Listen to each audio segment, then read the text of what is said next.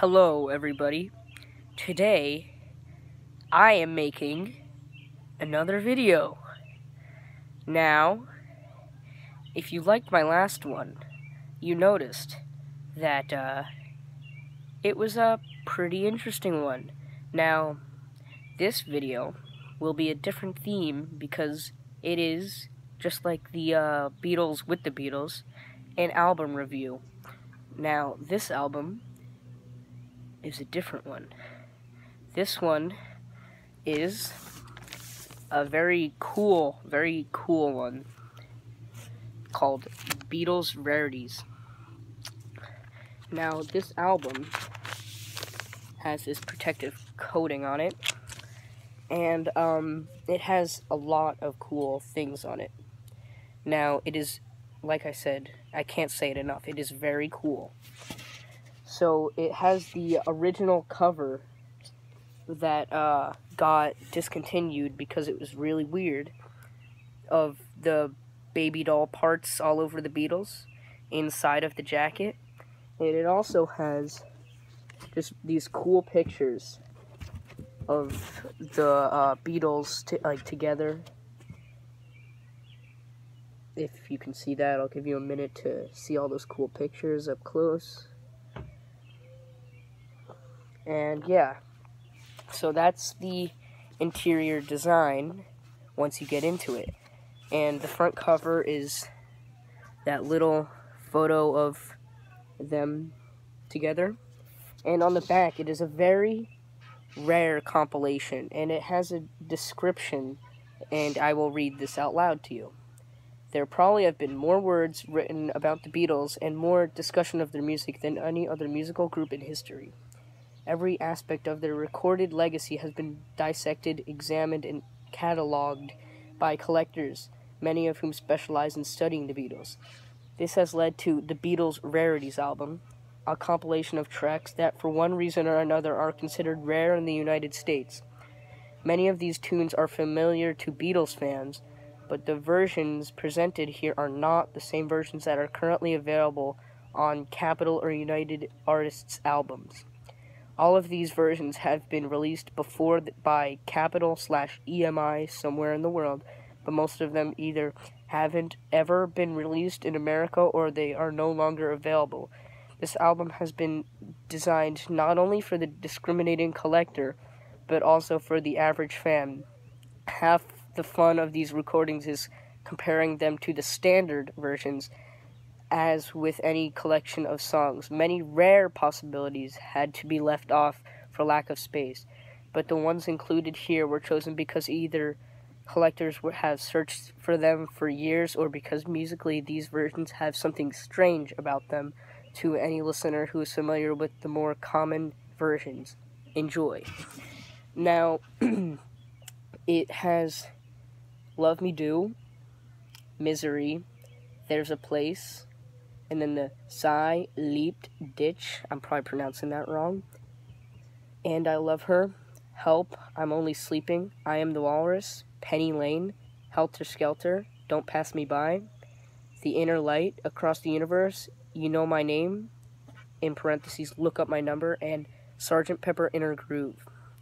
Now, yeah, so I will read the description it has for each song. So, yeah. So, for Love Me Do, it says, when the Beatles began recording for EMI, Ringo hadn't been with the group very long, so producer George Martin hired backup drummer Andy White just in case. During one of their first sessions, they cut this tune twice, once with Ringo drumming and again with the other drummer and Ringo relegated to tambourine. The first version was released on the British single originally and surfaced occasionally, such as on the Canadian single, but when the album came out, it contained the take with the tambourine, which has become the common version around the world. Over the years, the master tapes containing the first version disappeared, so this track was taken from a record and cleaned up as much as possible, although a few pops remain. So that's what makes that so unique compared to the original Love Me Do. Now, the next song is Misery. In the early 60s, when the Beatles were becoming stars around the world, their singles and albums were released by several different labels. Albums from one country seldom resembled those from another. This led to several mix-ups over the years. This song, first released in England in March 1963, was only released by Capitol in the US once, on their very short-lived Starline single, and that was mono. So that's what makes that different from the original Misery. And there's a place. This song has the same history as Misery. This is the first time it has appeared on a Capitol album in the US, and it is believed to be the first time it has appeared in stereo in the US. Now, the next song is Sai Lit Ditch. I'm definitely pronouncing that wrong. So, it is, the Beatles honored their musicianship and became a real group in the opening years of the 60s by playing in the raunchy clubs of Hamburg, West Germany. They learned to speak the language, met longtime cohorts such as Klaus Voormann, and felt a certain affinity with the country. A few years later, their career skyrocketed, and EMI easily persuaded them to recut the vocal tracks of two of their first big hits, I Wanna Hold Your Hand and She Loves You, in German for release specifically in that country. Although the first tune has been one of the Something New album for years, until Rarities, She Loves You, sung in German, had never been released by Capitol in the US. The song, once released here as a low-quality single on a small label, has been out of print for years and has never been released in the US in stereo until now. So that is a German version of She Loves You, which is very cool. The next song is And I Love Her, which the description is, there are two common versions of this song, one with Paul's voice mostly by itself and the other with Paul's voice overdubbed. However, on the German Something New album, the song appeared with the overdubbing, but unedited, since the guitar riff at the end of the song is repeated 6 times rather than 4 times. That extremely rare version is offered here. So that is very cool as well. The next one is Help. There are 2 versions, each with a different lead vocal. The single version is more rare than the album version, so it has been included here. In addition, a cleaner British version was used. I'm Only Sleeping. There are 2 different stereo mixes of this song. The version that has been on the English Revolver album since 1966 is considerably different from the American version. The British version was chosen for Rarities because verses were rearranged and strange guitar sounds inserted. And I Am the Walrus, which has a very big description, so I will be breaking that down. I Am the Walrus. Capitol has created a new version of this song by combining the 2 rarest versions. Previously, there were at least 3 versions. The shortest one is the most common in the US because it appears on the stereo album. The other 2 versions both have something extra in them. The Capitol US single has a few extra beats in the middle of the song right after the words, I'm crying, but before the words, yellow matter custard. The stereo version from England has the intro riff repeated 6 times instead of 4. Now these 2 oddities have been edited together for the first time. It is interesting to note that on every stereo version of this song ever released, the song becomes fake stereo almost exactly 2 minutes into the tune, with the bass predominantly on one channel and the highs on the other. So, and then that is all of side 1 for this album, and I will be going into side 2 now. So starting on side 2, we have Penny Lane. Now, one of the rarest versions of any Beatles song was only released in mono to radio stations in the US and Canada. It was Penny Lane with an extra horn riff at the very end of the song, which was later trimmed off every version ever offered for sale. In addition, Penny Lane has never been released in the US in true stereo, believe it or not. Capitol has taken a stereo version of the song and tagged on the rare final notes, which, collectors might argue, actually creates yet another version of this classic tune. So that is very cool, and I am glad to be able to hear that version of this song. The next one is Helter Skelter. Strange as it may seem, the Beatles and George Martin remixed many of their albums for mono rather than simply combining the stereo mix onto one track. Some of the songs have noticeable differences, but the later records, such as the White Album, were released in the US in stereo only. One of the songs from that album, Helter Skelter, is changed considerably on the mono version included here. The vocals are much louder, laughing is heard at the beginning, beeping sounds are scattered through the song, and the drumming at the end is different. When the song fades out at the end, it doesn't come back like on the stereo version, so you don't hear the classic Lennon statement, "I've got blisters on my fingers." So that's what makes this one so special. And the next song is Don't Pass Me By. Now, it's another Strange mono mix from the White Album. This version is especially different than the stereo towards the end.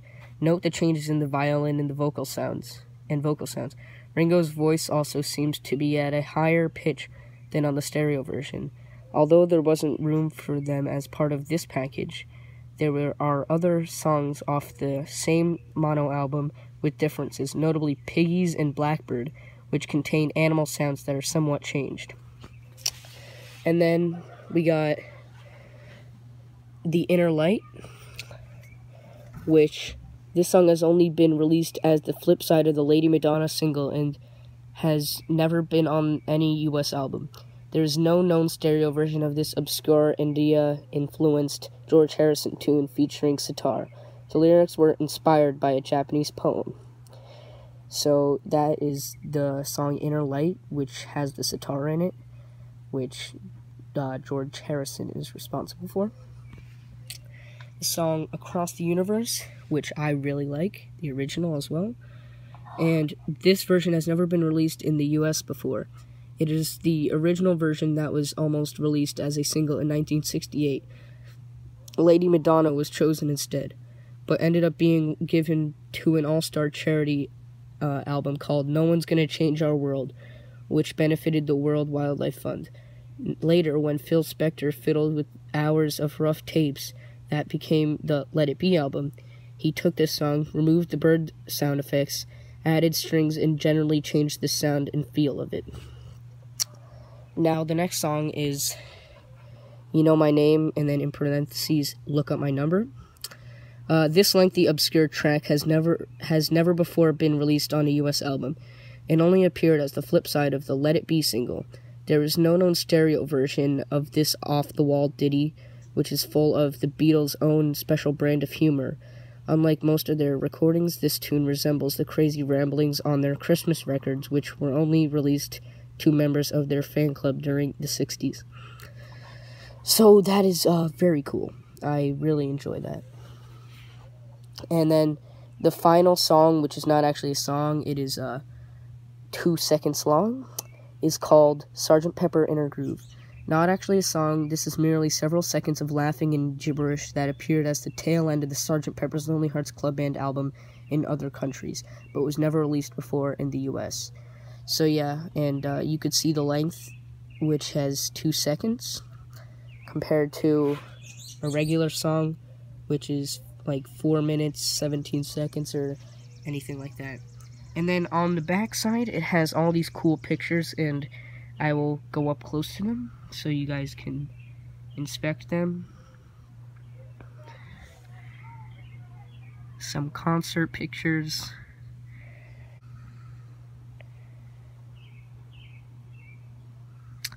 And that is the back of the album. Oh yeah, and one more thing for the back is it has this description. In mid-1966, Capitol Records put together the Beatles' Yesterday and Today album using various singles and songs let off earlier albums, common practice in those days. The photo for the album cover was sent from England, where the album wasn't released. The picture, shown inside, had the group dressed in butcher's smocks and holding chunks of bloody meat and decapitated baby dolls. Capitol actually released a number of albums for retail sale with this cover. The amount varies in estimation from 6,000 to 60,000. But public outcry was so negative that some record stores were afraid to stock the album. This led to Capitol scrapping hundreds of thousands of album jackets. The company switched to a different shot of the group in a hotel room with a steamer trunk. See photo inside. This picture was also used as it appears here, but at the last minute, the background was airbrushed to the plain white that has adorned the Yesterday and Today cover since. The new picture was pasted over a few of the old Butcher cover jackets, and when the word got out, many fans tried peeling or steaming the new cover off so they would have one of the original copies. Meanwhile, the Butcher cover became one of the most sought-after prizes for every Beatles collector. So few copies were distributed that many of today's fans had never even seen the famous and controversial picture, which is why it is included in Rarities. When the shot was used on the original cover, it was cropped at knee level. Now, for the first time, the entire Butcher photo is reproduced. So, I will be going back inside of the cover and showing you those pictures again. So this is the picture that had the big controversy over it because it is a rather weird photo, and it this is the photo that people tried to get their hands on because it is so rare. It was only had like a few copies of it. So yeah. And now I'll be going to a closer look of these photos here. So we got a concert photo, and another of them singing, and another concert photo, that's Ringo on the drums, then the band together, then George there on guitar. We have another concert photo, more, and then we have this photo right here of the four of them, and then we have this picture of all of them together. So yeah, that is the inside of the cover, and now I will be going to the inside of here. So going inside of the actual album, we have this cover. It's a bit wrinkled from the previous owner, I think, or maybe that was me, I'm not sure. And it has a bunch of pictures. You can pause at any moment to take a closer look at these photos. I personally love the compilation. And I wish this wasn't wrinkled, but it shows the original photos. And yeah. So, that is a very, very cool feature that they have. And now, I'll set that aside, and we will see the record itself. Now, I won't be taking it out of its dust jacket for reasons for safety and stuff like that, but it has the Capitol Records. And it shows the original person who owned this. They wrote their name on it, but it shows the songs. And then you can see on the back, it shows the rest of the songs. And that is the inside of the album. And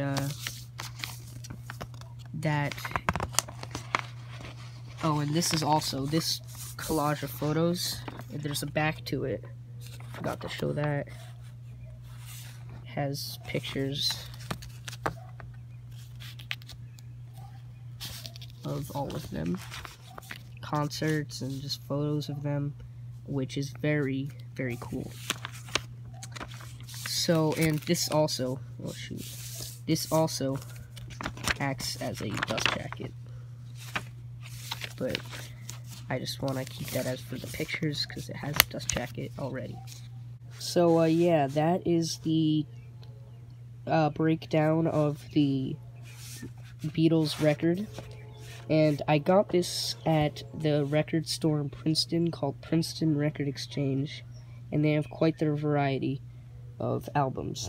Now, so I recommend if you're near the area, you should go check it out. And yeah, so this is a great pickup for me to get. I'm very happy to have it. And I hope you guys enjoyed my breakdown of the record. And I hope you guys enjoyed my my narration, and if you enjoyed this video, please share it and tell any Beatles fan or just music fan about it. And I will be doing more videos like this in the future, so stay tuned. And that is the breakdown of the Beatles Rarities. Thank you for watching.